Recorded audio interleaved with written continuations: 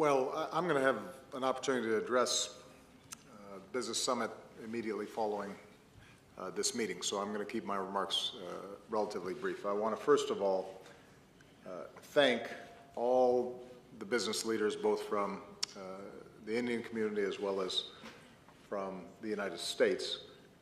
As David noted, this is the third in a series of business summits that we've established, and they have been extraordinarily useful to us in identifying problems and then generating practical solutions. And Dave's right, the first one that we had didn't result in concrete action, not surprisingly. We hadn't received recommendations yet.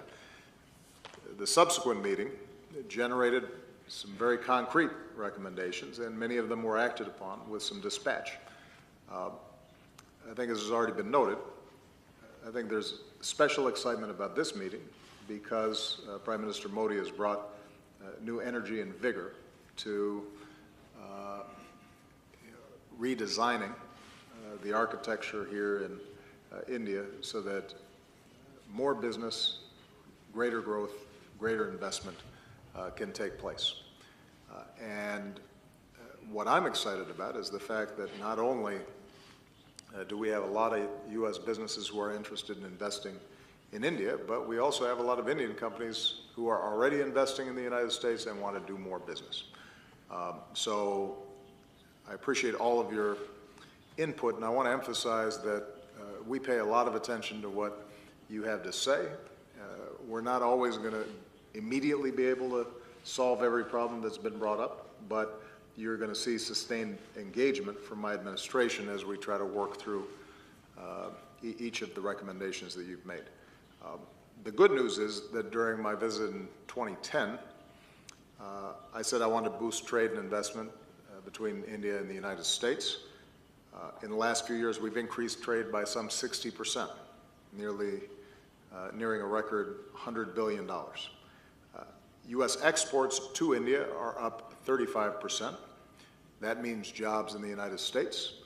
Exports from India to the United States are also up, and that means jobs here in India. So there is enormous potential for U.S. workers and Indian workers to see advancement as our countries learn to cooperate. So we're moving in the right direction. But I think what's been clear from all the comments here is that there's huge untapped potential that we have not yet realized. There's a lot more work that needs to be done. We want to see more trade. We want to see more investment that will deliver real benefits to our people and the kind of sustainable growth that will benefit both Indians and Americans. A couple of themes that emerged. I do this for the benefit of our press corps. I think there's great interest in, on the part of U.S. companies to find consistency, clarity, greater simplicity in the regulatory and tax environment in India.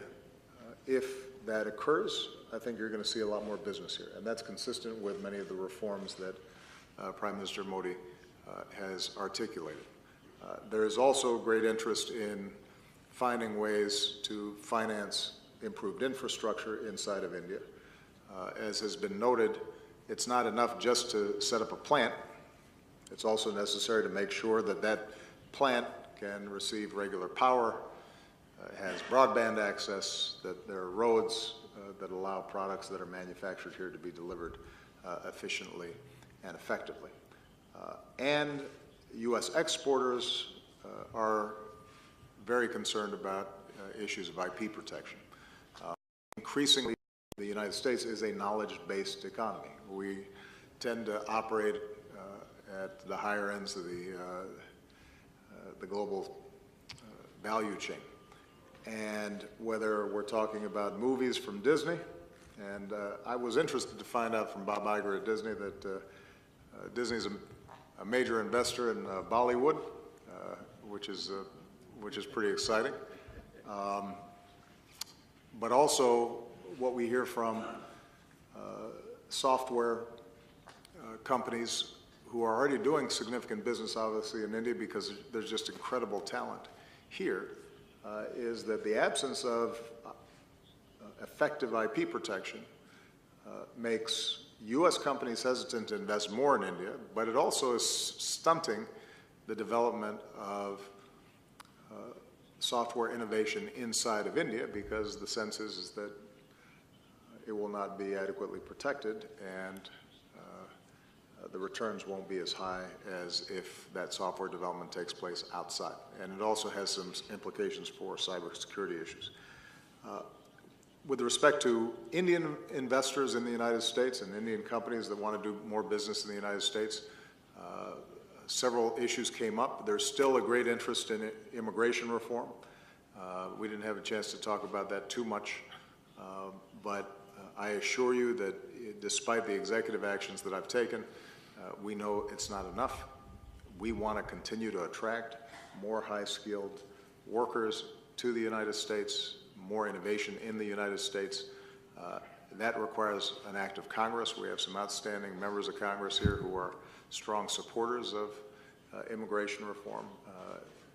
And in the meantime, though, what we are doing is we're making it a lot easier for entrepreneurs interested in investing in the United States to be able to get the visas that they need. And we are very excited about the work that can be done on that front. The issue of totalization was raised. For those who aren't familiar with this has to do with who pays Social Security and how it's collected. And that's something that we are going to continue to examine. And, as has been noted, the possibility of us establishing a bilateral investment treaty is one that would serve both countries very well. Now, I want to confess that that will be a challenge to have a model BIT that meets the fairly high standards that the United States typically establishes in a BIT with some of its trading partners. But the interest and the potential is there, and we're going to be interested in exploring with all of you. And I think the point that was made earlier about us consulting with businesses as we are developing a possible BIT, so that we get firsthand from businesses what is it that they need to see, I think is a very helpful suggestion.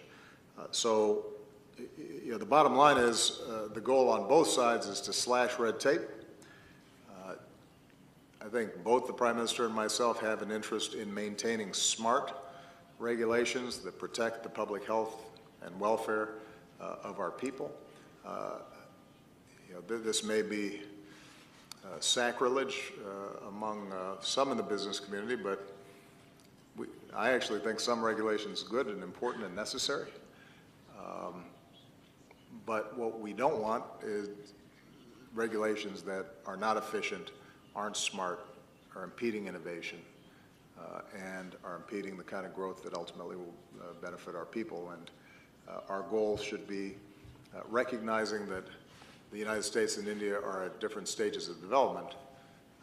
Both sides can do more and do better to facilitate the kind of trading, investment, and growth that will be good far into the future. And I'll just conclude by saying that there is a natural convergence between our two countries. Probably my favorite comment was when I heard Mr. Birla talk about his excellent experiences investing in the United States and how easy it was and how accommodating and interested U.S. companies and U.S. officials were in making sure that he felt at home there. I hope everybody was listening with respect to that testimony. But part of what this shows just is the incredible talent, the incredible business talent that exists in India. And obviously, the Indian diaspora around the world has created incredible companies, incredible networks, incredible value wherever they go. And the question then becomes, how do we tap that same potential in 1 billion people here? And how can the United States, which obviously thrives on entrepreneurship and innovation. How can we partner with you in ways that make the world's two largest democracies also the most vibrant economies in the world? So this has been very exciting. Appreciate your participation. We will take the recommendations that have been made. We will set some deadlines for action. We'll hold ourselves accountable, and hopefully the next time we have a meeting, we'll have a good report. Mr. President, Mr. President, if I could, just to correct the record. Please.